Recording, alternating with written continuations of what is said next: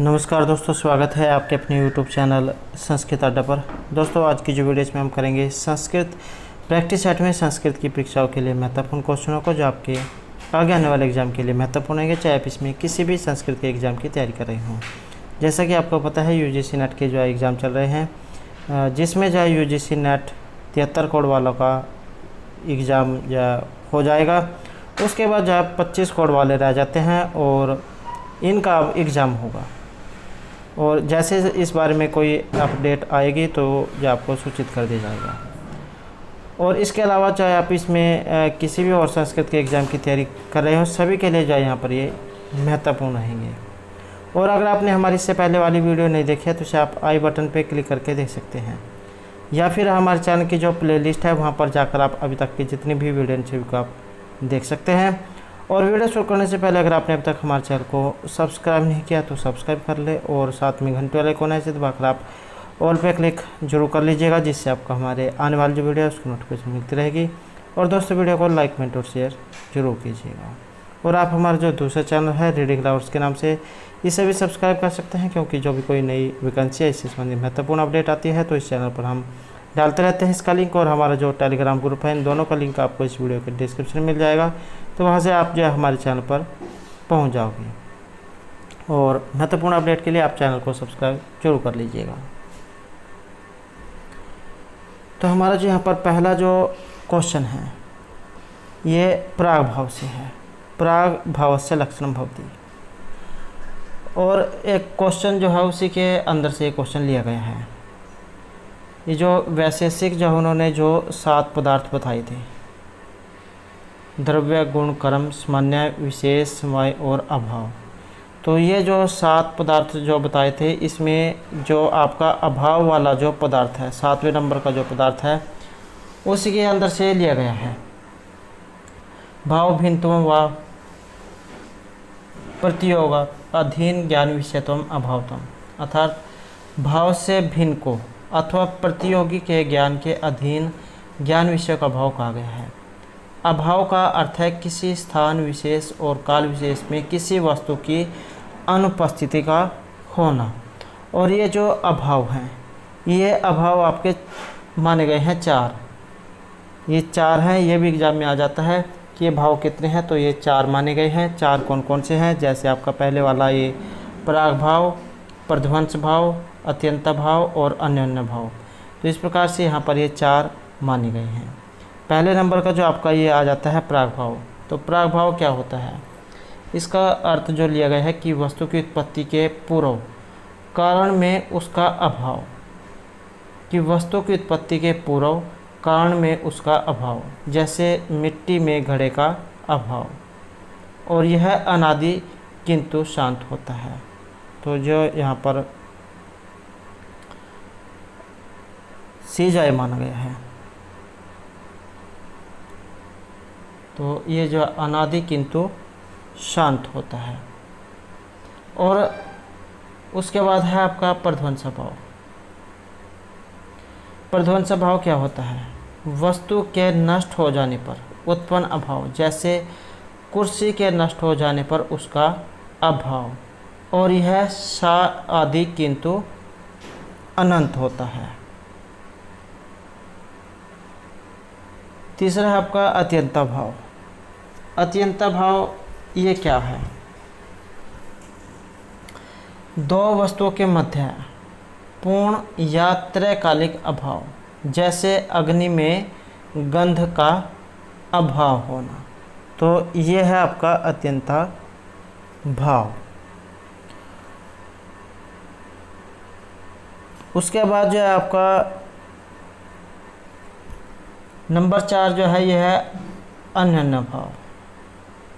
अन्योन्य भाव क्या होता है? 2 वस्तुओं के तादात्म्य या ऐक्य का अभाव होना, जैसे मेज कुर्सी नहीं है, यही अनादि तथा अनंत होते हैं। तो इस प्रकार से अभाव के ये 4 प्रकार बताए गए हैं: प्राग भाव, प्रध्वंस भाव, अत्यंत भाव और अन्योन्य भाव। और ये जो प्राग भाव है इसमें ये अनादि शांत माना गया है।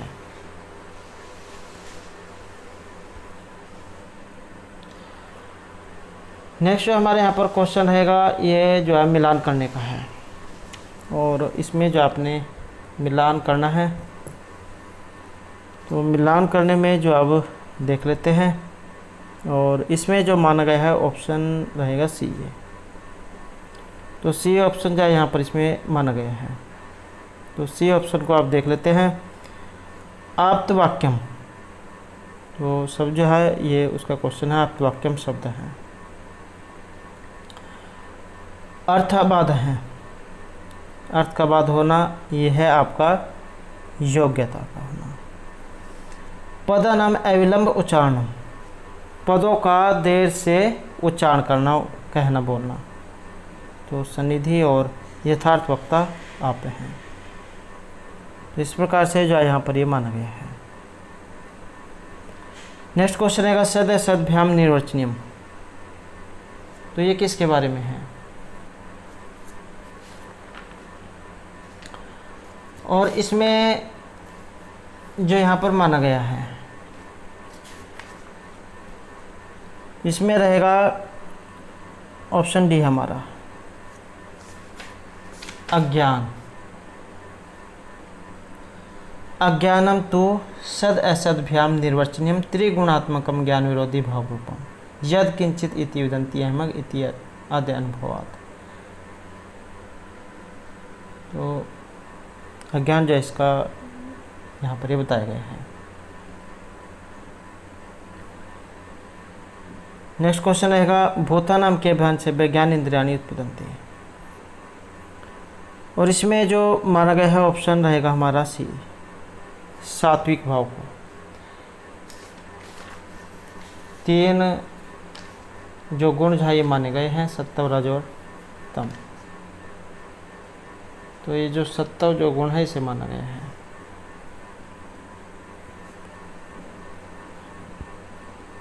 नेक्स्ट क्वेश्चन है वैशंपायन वृत्तांत है कुत्तरोपणित है। वैशंपायन जो आपने कादम्बरी पढ़ी होगी, तो जो तोता जो है वैशंपायन नाम का तोता था, तो इसका वर्णन ये कहाँ पर हुआ है, और इसमें रहेगा ऑप्शन सी हमारा। तो ये जो कादम्बरी जो है इसमें ये घटना हुई है,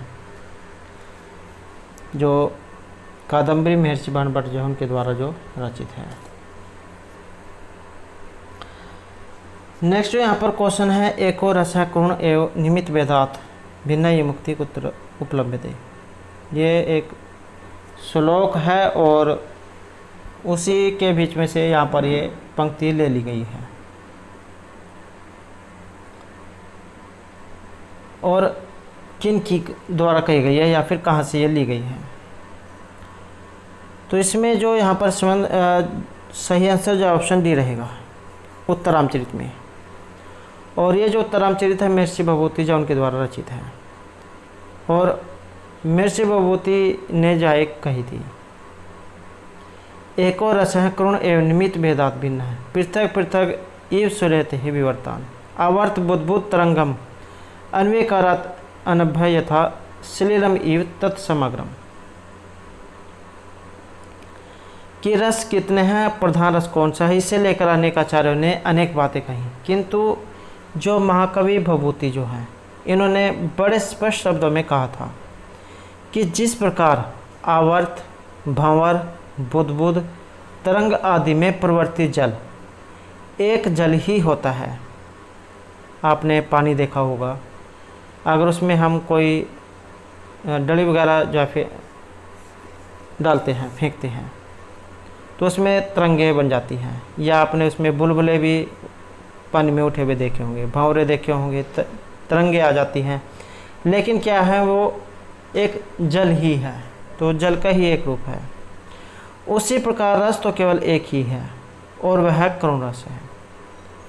प्रकारांतर से वह करुण ही भिन्न भिन्न रूपों में प्रकट होता है, या यूँ कहे कि चित्त द्रवीभूत होता है, और वह निमित्त भेद से भिन्न भिन्न मनोकारों में परिवर्तित हो जाता है। तो एक और रस करुण निमित्त भेदात, ये पंक्ति जो है आपको एग्ज़ाम में बहुत बार देखने को मिलेगी। तो उत्तरामचरित से ली गई है, महर्षि भभूति जो उनके द्वारा ये कही गई है। करुण रस का कवि जो उनको माना गया है, उन्होंने करुण रस के बारे में ये बात श्लोक जो ये कहा था। नेक्स्ट जो हमारे यहाँ पर रहेगा मेघदूते यक्षः कुत्तर वस्ति चक्रे। मेघदूत जो महर्षि कालिदास के द्वारा रचित है, इसमें जो यक्ष है इन्हें शाप दे दिया गया था कुबेर के द्वारा काम सही ढंग से न करने के कारण। तो उसके बाद जो है कहाँ पर जाकर रहने लग जाता है जब इनको श्राप दे दिया जाता है। तो उसके बाद जो ये रामगिरी जो पर्वत है वहाँ पर जाकर रहने लग जाते हैं। नेक्स्ट जो यहाँ पर क्वेश्चन है हमारा, ये भी आपके मिलान करने का है और इसमें जो माना गया ऑप्शन बी। अब इसको जो हम देख लेते हैं। तो मुद्रा राक्षस जो विशाखादत्त जैन के द्वारा रचित है और महत्वपूर्ण जो यहाँ पर ये जो काव्य है आपका अर्थात नाटक महत्वपूर्ण नाटक है और अंकों की संख्या इसमें 7 है।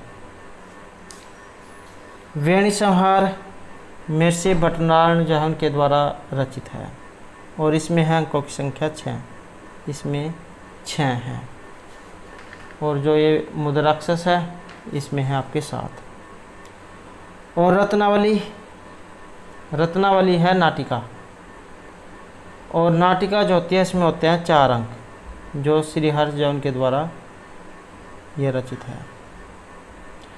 उसके बाद आ जाता है आपका शपनवास दत्तम जो महर्षि भास जो उन्होंने 13 नाटक जो लिखे थे, तो उनमें से है शपनवास दत्तम और इसमें है अंकों की संख्या 6 और 57 श्लोक और 57 इसमें श्लोक हैं।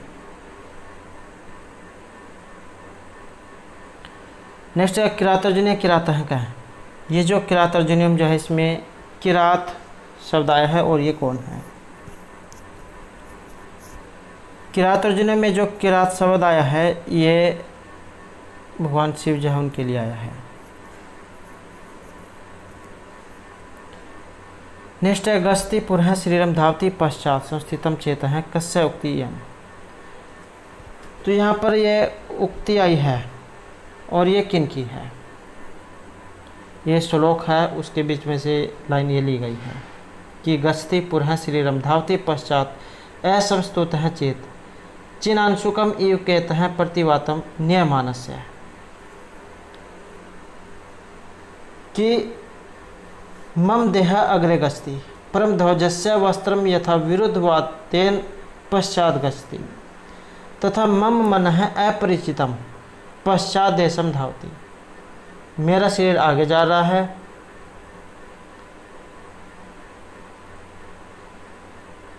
और जो झंडा है या वस्त्र कह सकते हैं तो वो उल्टी हवा के चलने के कारण वो पीछे जा रहा है। इस प्रकार जो यहाँ पर मन के बारे में भी बताए गए हैं। और यहाँ पर जो उक्ति आई है ये किन की है? और इसका जो संबंध है ये दुष्यंत की है। अभिज्ञान शकुंतलम जो वहाँ से ये ली गई है।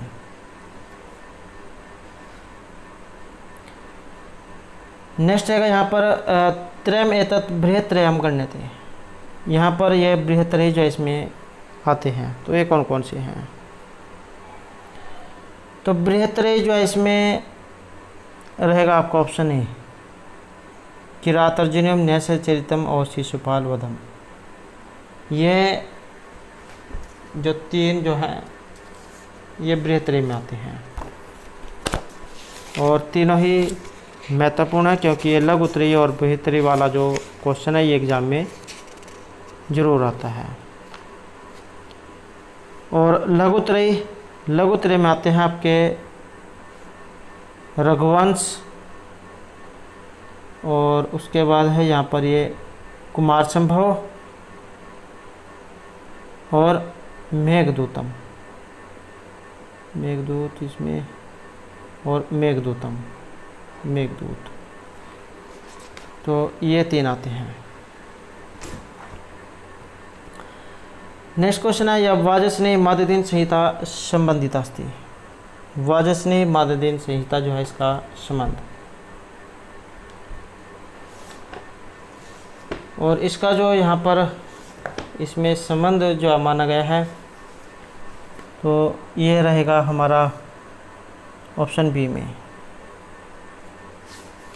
शुक्ल यजुर्वेद में।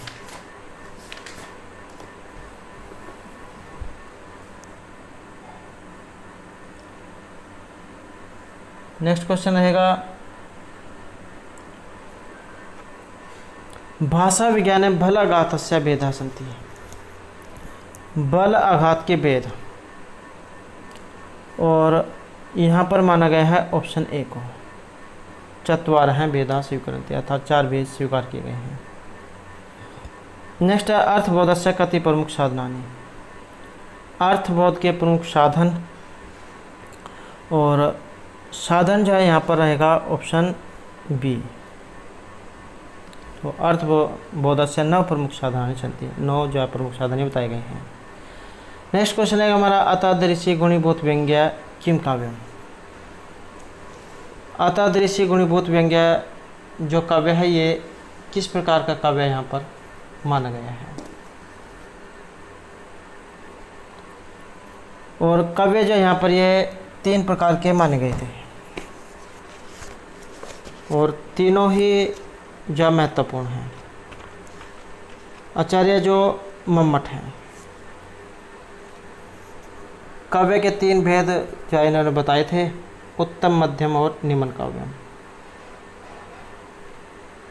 उत्तम काव्य ध्वनि काव्य, मध्यम गुणीभूत व्यंग्य और निम्न चित्र काव्य।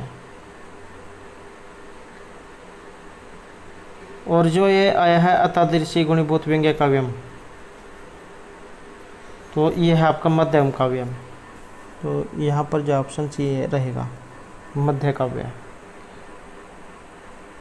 अतादृशी गुणीभूत व्यंग्य काव्यम तो मध्यम काव्यम, अर्थात उस प्रकार के वाच्य से अधिक चमत्कारी व्यंग्यार्थ न होने पर गुणीभूत व्यंग्य नामक दूसरे प्रकार का काव्य होता है जो मध्यम काव्य कहलाता है।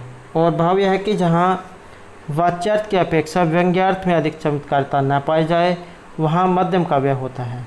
जैसे ग्राम तरुणम तरुणया न मंजूर सनातक्रम पश्यंत भवती मुहु नित्राम मलिना मुख छाया। तो ये इसका उदाहरण है। और 3 जैनों ने आचार्य मम्मट जैनों ने काव्य के 3 भेद माने थे, उत्तम, मध्यम और निम्न। नेक्स्ट है निर्दिष्टेषु साध्यावसान लक्षणाय उदाहरणं किं भवति। साध्यावसान लक्षण का जो उदाहरण है इनमें से कौन सा है। और साध्यावसान जो लक्षण है इसका उदाहरण जो माना गया है ऑप्शन ए को, गंगायाम घोष है, गंगा में घर है।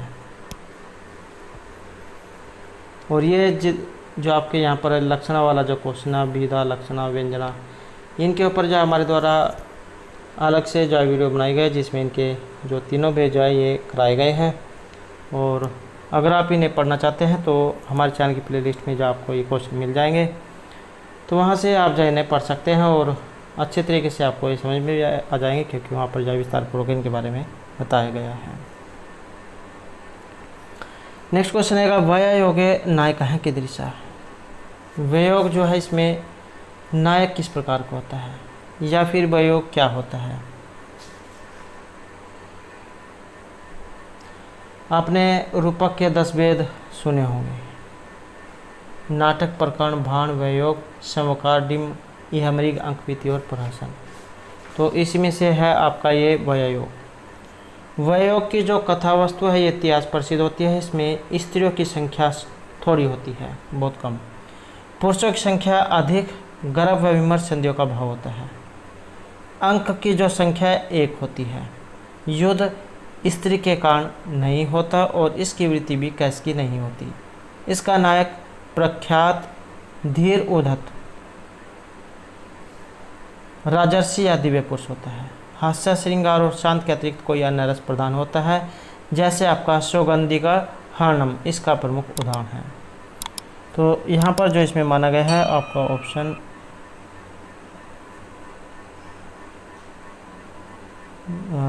तो इसका जो ऑप्शन सी रहेगा, धीरोदत्त। नेक्स्ट है मृच्छकटिकम कस्य रूपस्य उदाहरण भवति।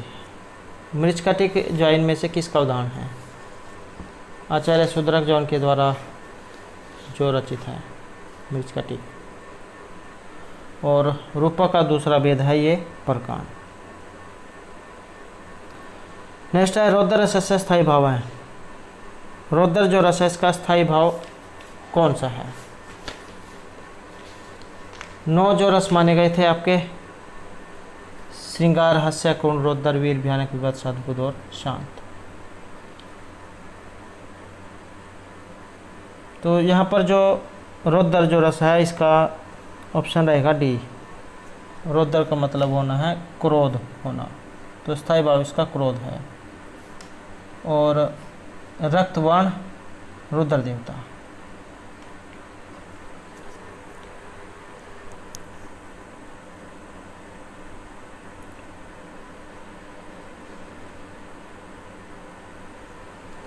नेक्स्ट क्वेश्चन रहेगा भट्ट नायकस्य भक्तिवाद है कस्य मतस्य अनुकूलम, और यह माना गया है ऑप्शन बी में संख्या मत के। नेक्स्ट है सफोट भेदवान कथम प्रतीयते, और यहाँ पर रहेगा ऑप्शन डी नादस्य कर्म जनत्वात्। नेक्स्ट रहेगा एषु उदाहरणेषु वैशेषिक आधार से उदाहरण की वास्ती।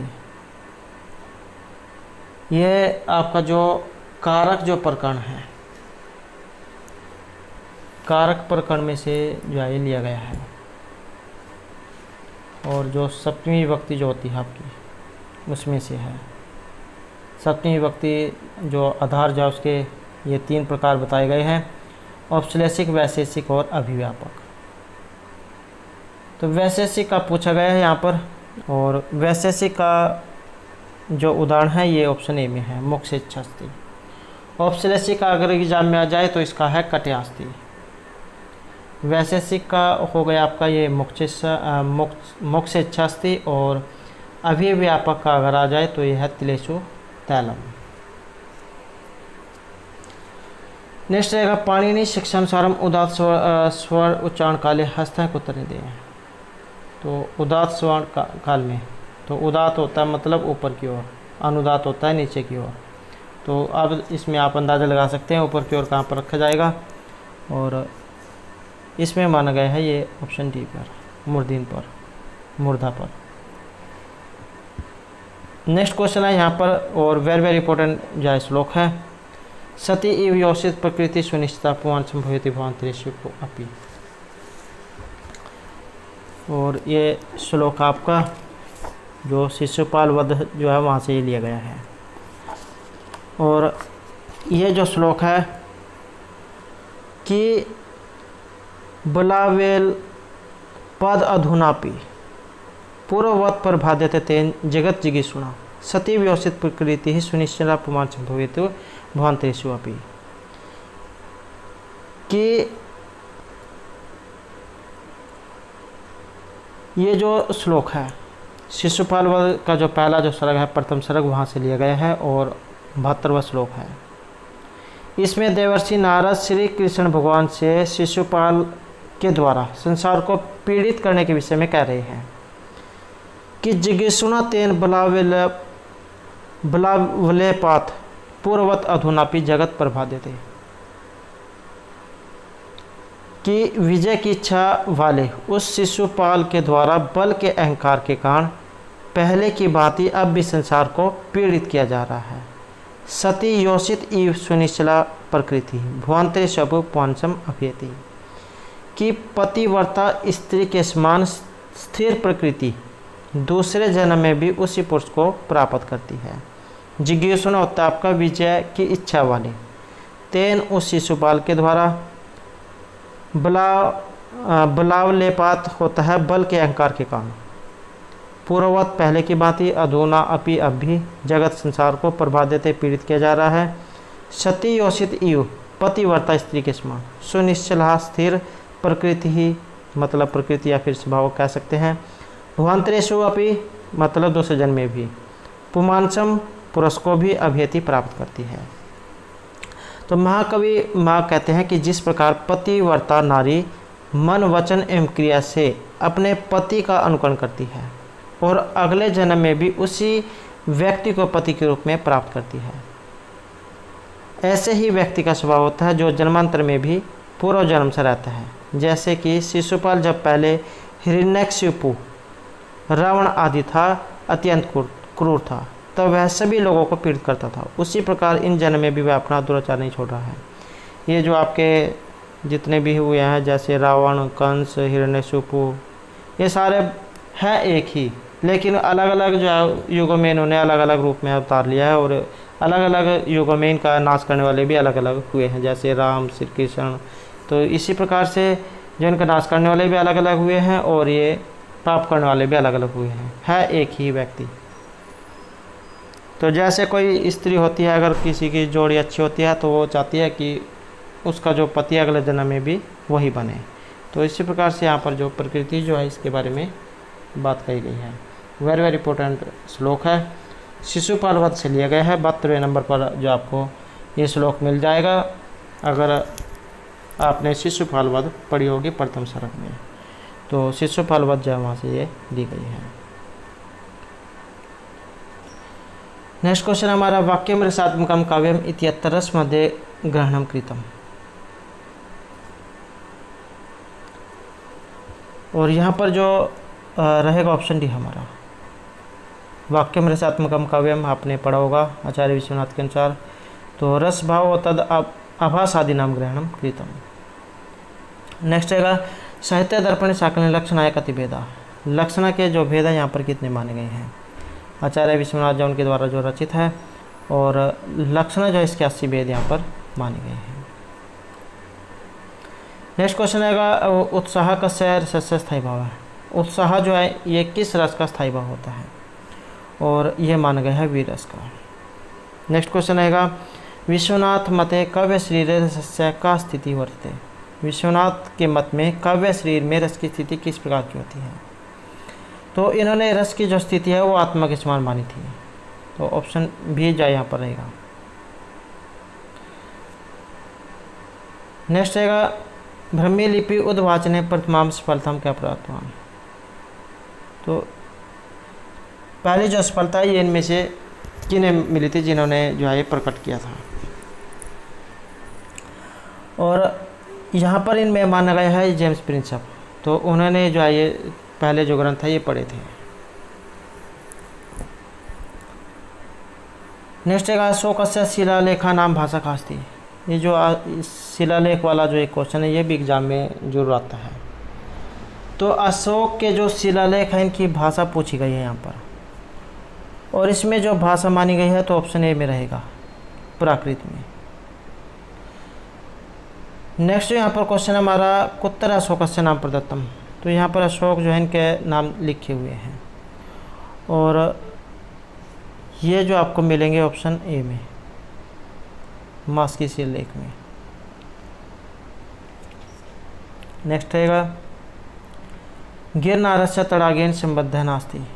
गिरनार जो अभिलेख है उससे संबंधित एक नहीं है यहाँ पर। और यहाँ पर जाइए ऑप्शन सी रहेगा, कनिष्क का कुषाण से।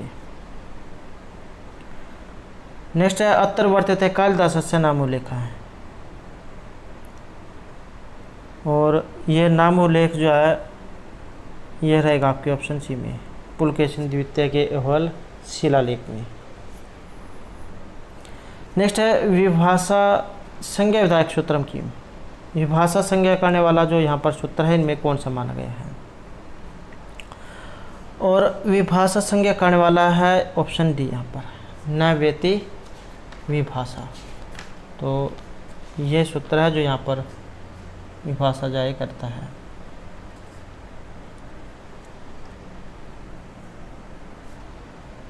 और क्या करता है? निषेध और विकल्प, इसको विभाषा कहा गया है।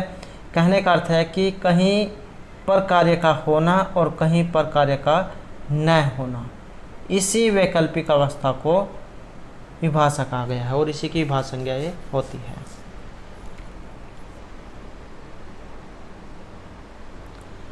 नेक्स्ट क्वेश्चन है अप्रिक्त एकाल प्रत्यय इति सूत्रे अल इत्यनेन किम गृह्यते। ये अप्रिक्त एकाल प्रत्यय ये सूत्र है और अल इसकी जो पूछा गया है और इसकी जो यहाँ पर मानी गई है तो ये ऑप्शन ए में माना गया है। वर्णों के ग्रहण करने से यहाँ पर इसका अर्थ लिया गया है। अगर एग्जाम में आ जाए इसकी संज्ञा कौन सी होती है तो अप्रिक्त एकाल प्रत्यय, तो अप्रिक्त संज्ञा ये करता है। नेक्स्ट है भाव लक्षण विषय का विभक्ति। भाव लक्षण के विषय में जो विभक्ति है ये कौन सी होती है।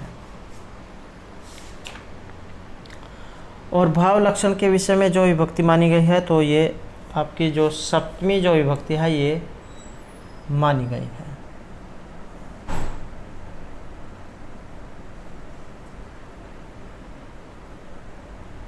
नेक्स्ट क्वेश्चन रहेगा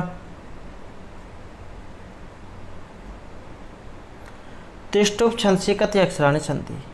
ये जो त्रिष्टुप जो छंद है इसमें अक्षरों की जो संख्या ये कितनी है। सबसे पहले जो आपका गायत्री छंद आता है, गायत्री, उष्णिक, अनुष्टुप, प्रीति, पंक्ति, त्रिष्टुप, जगति। और जो त्रिष्टुप जो है इसमें अक्षरों की संख्या होती है 44। तो 44 आप देख सकते हैं इसमें कहाँ पर है, चतुः चत्वारिंशत्। तो ऑप्शन सी जो है यहाँ पर इसमें रहेगा।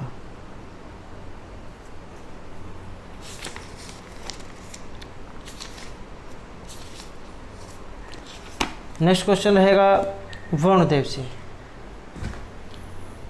तो ये जो देवता जो है जिन्हें 3 भागों में बांटा गया था, पृथ्वी, अंतरिक्ष, दो स्थानीय देवता। तो ये जो वरुण देवता है ये किस स्थानीय देवता है, कौन से स्थान पर आते हैं।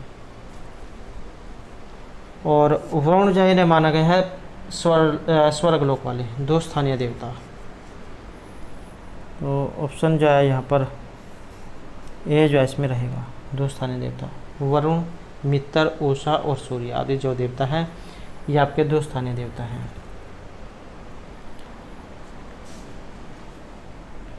और ऋषि हैं इनके सुनहसेप इनके ऋषि हैं और स्तुति हुई इनकी 12 सूक्तों में। नेक्स्ट है वेद अंगेषु शिक्षा उपमीयते। वेद के अंगों में शिक्षा आपने बतानी है कि वेद पुरुष के किस अंग से जाए उत्पन्न हुई है और ये हुई है ग्रहण से। नेक्स्ट है अग्निहोत्रम अनुष्ठीयते। अग्निहोत्र जो ये किया जाता है और यह किया जाता है आपके प्रतिदिन।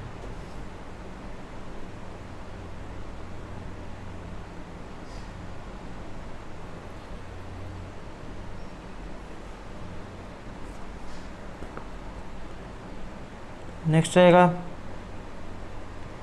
निरुक्त अनुसारम तृतीय भाव विकारक है।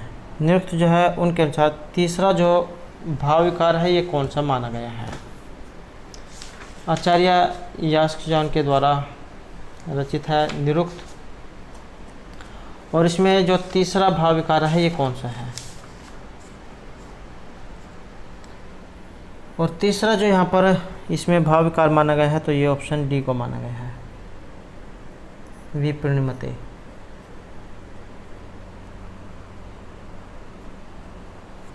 छह जो है भाव विकार माने गए हैं, जायते, अस्ति, विप्रणिमते, वर्धते, अपक्षीयते और विनश्यते। तो छठे में से जो है तीसरे नंबर का है ये।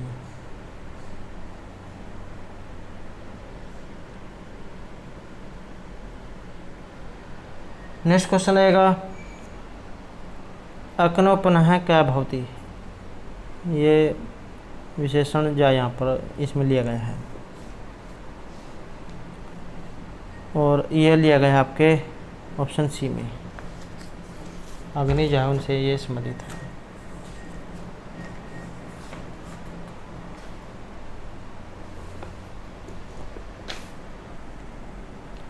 नेक्स्ट क्वेश्चन रहेगा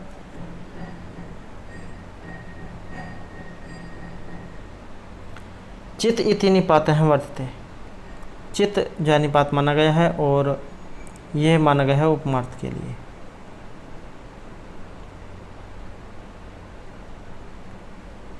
इव, न, नु, वा, यवश्च ये उपमार्थक है। नेक्स्ट है वृत्ति समय अर्थ है, अनुबंध करणार्थ है, इष्ट बुद्धियार्थ के साम उपदेश होती है और ये माने गए हैं वर्णों के। नेक्स्ट क्वेश्चन है हमारा समान अक्षर से। एग्जाम में समान अक्षर भी आते हैं और जो आपके संधि अक्षर हैं ये भी आते हैं और संख्या भी जाए आ जाती है। तो यहाँ पर इसमें समान अक्षर पूछा गया है और समान अक्षर जो आपके होते हैं 8। 8 कौन कौन से हैं, जैसे अ, आ, ई, उ, री, दीर्घ री। तो हो गए 2, 4, 6, 8। तो इस प्रकार से ये 8 जो माने गए हैं।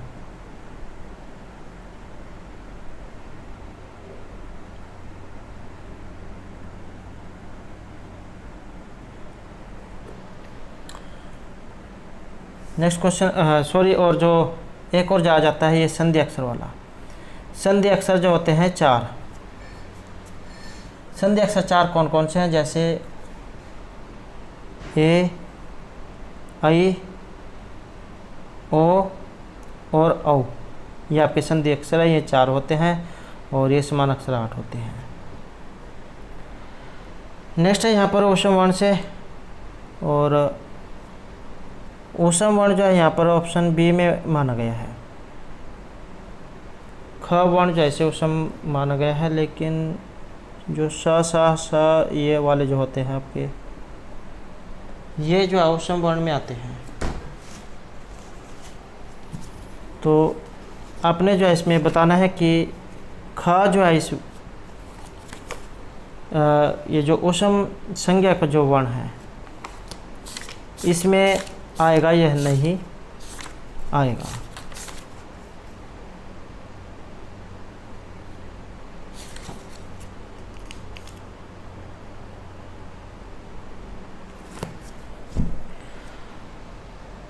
तो यह आपने बताना है।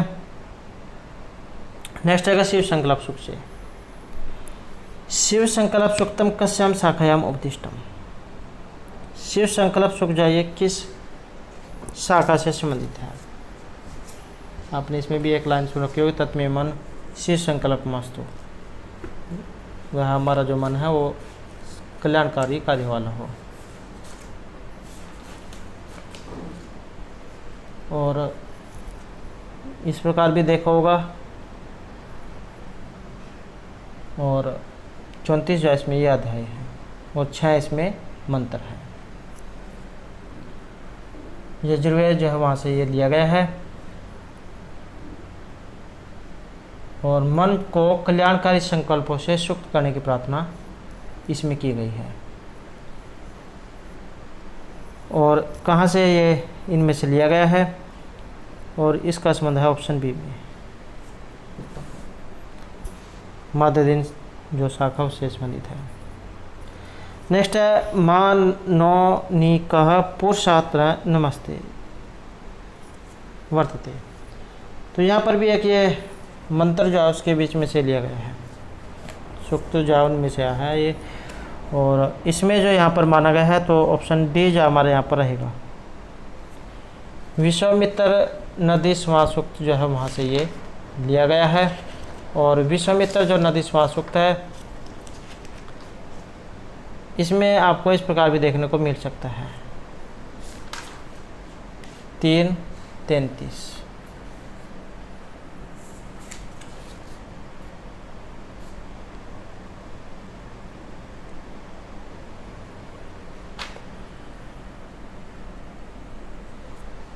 नेक्स्ट आएगा। तो दोस्तों थे हमारा आज की यहाँ पर संस्कृत की परीक्षाओं के लिए कुछ महत्वपूर्ण क्वेश्चन जो आपके आगे आने वाले एग्जाम के लिए महत्वपूर्ण रहेंगे। और दोस्तों अगर आपने अभी तक हमारे चैनल को सब्सक्राइब नहीं किया तो सब्सक्राइब कर ले, और हमारे साथ अंत बनाने के लिए धन्यवाद।